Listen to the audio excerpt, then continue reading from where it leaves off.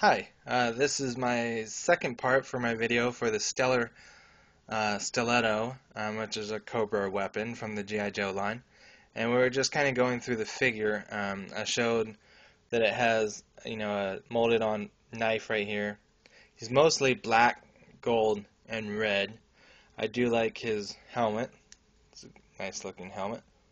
Because there are some. I haven't really talked about them yet, but there are some helmets that you're like, okay.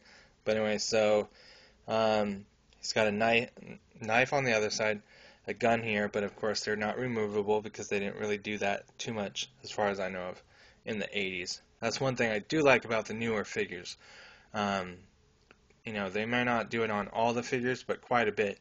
Their accessories, even though it's been said that they do it for cost-saving measures, the fact that quite a bit of the accessories and weapons and stuff are interchangeable is, I think, a step up, whether they do it on every figure or not. So that's basically the figure right there. And then, yep, he does have a stamp on his backside here that does say 1988, so definitely know that these came out in 1988. So even though these are both, or actually all of them, are listed as being the same type of missiles, there are actually different missiles here. So there's this long one right here, and there's two of them, but again, I'm just missing one. But that's the good thing about this video, is maybe later when I move, I'll go back through my videos and say, hey, okay, I remember I'm missing that missile or that. So that one would also have a duplicate that goes right there. Then there's these shorter ones, so I don't know why you would have one long and one small. I don't know the reasoning behind that, besides the cool factor, These are toys after all, so we do want them to look cool and appeal to people, kids and grown-ups alike.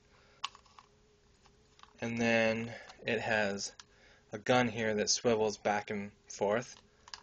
Nose cone is made out of rubber, so you don't really have to worry about that breaking like you do maybe the rest of this. Again, like I said, it's very hollow, and so I hope you can see that there is a seat, but then everything else inside, the feet would go here and everything else is pretty much hollow.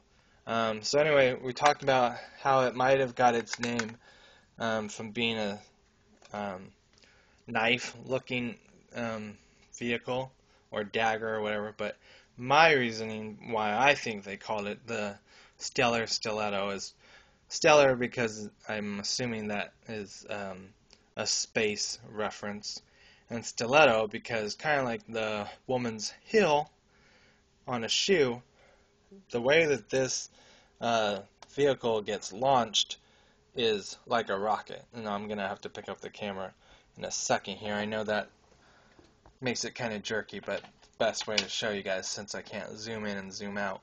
Well, I can, but it's not easy. So we'll go ahead and try and do this. Okay, so it would be upright like this, and the tail fin right here just slides. Sorry, I didn't really show that on camera. So we'll try and show you again. So you just push down, not too hard because it would probably snap, and it stands up like that. So that way it's kind of like a stiletto heel, because basically this would be the heel of the shoe, and then basically the shoe part would go out this way or whatever. So that's my reasoning why they probably called it the stiletto.